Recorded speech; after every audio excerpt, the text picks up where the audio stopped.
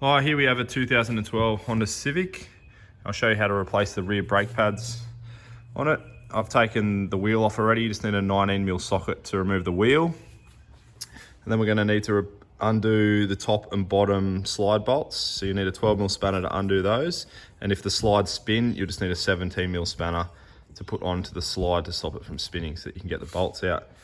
If you come around the front of the hub assembly, there's a brake hose bolt here, which will give us enough room to get the caliper off. So that's another 12mm bolt and a 12mm bolt on the brake cable that operates the handbrake. So once again, if we undo this bolt here, that'll give us enough flexibility to get the caliper over the rotor. So I'll show you that now. So the brake hose undone. Two 12mm bolts. You can move the hose and the brake cable out of your way. That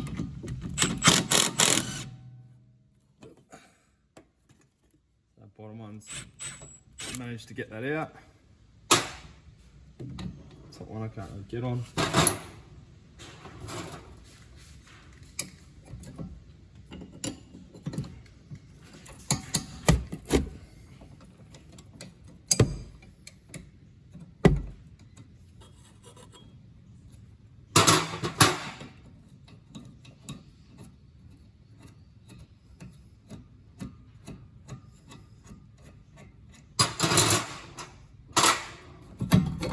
You can slide the caliper straight off, and from there you should be able to just pop the pads straight out.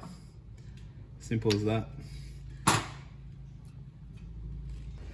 Now that you get your pads out, just make sure your slides are free. If you need to pop them out, these have got plenty of grease on them. If they're quite sticky, just take them out and lube them up. Just inspect that they are greased up. That'll stop them from seizing up and wearing out one brake pad more so than the other. Make sure they're all good to go. Now if you take note on this inside pad, you'll see the crosshatch pattern which aligns with the caliper. The caliper's got to line up with that crosshatch pattern. It's hard to describe, but if you have a look at that, in line with the caliper, and it's going to line up with the brake, this little knob on the brake pad here.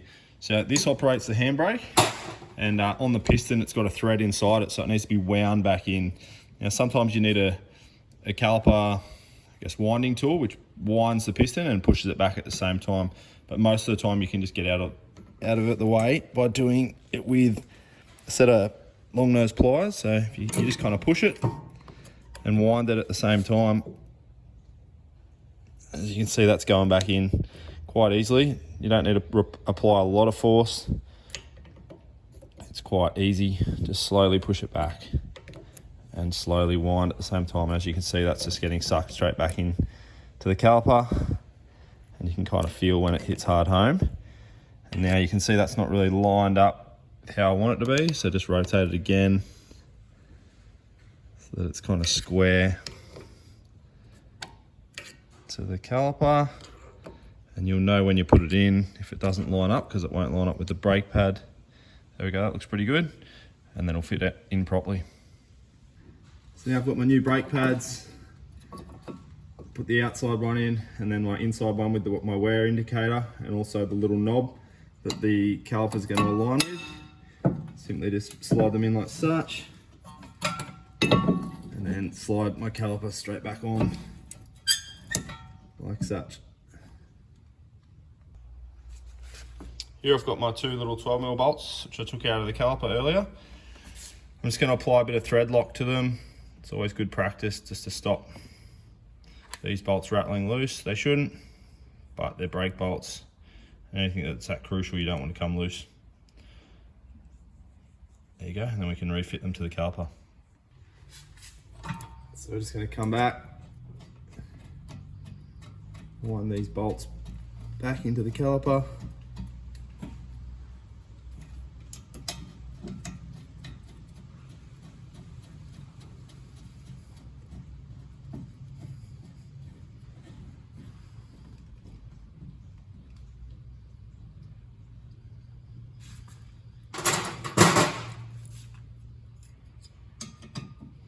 Your 12mm spanner and a 17 if the slide does spin. It's not always required.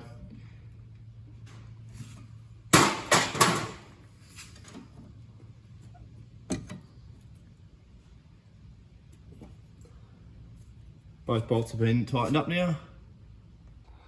So now all we have to do is realign and refit the brake hose. So I'll get that bolt back in. And the handbrake cable. This bolt's going to be a bit of a pain in the ass.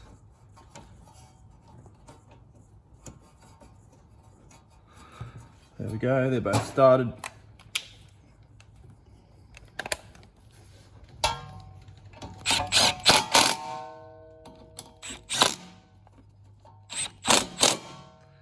They're both tightened up, all done. So this side's all done now. You can go ahead and reinstall the wheel on this side and tighten up the 19mm bolts. You then go over to the other side of the vehicle and just repeat the process on the other side of the car. Once you have finished that, and you refit the tyre on the other side of the car, just make sure that you pump the brake pedal so that the piston then meets the brake pads, because at the moment there's a bit of a gap in between the piston and the brake pads. And so the first couple of pushes of the brake pedal, you won't have a brake pedal. So just make sure you do that before you drive away, otherwise you won't be able to stop the car.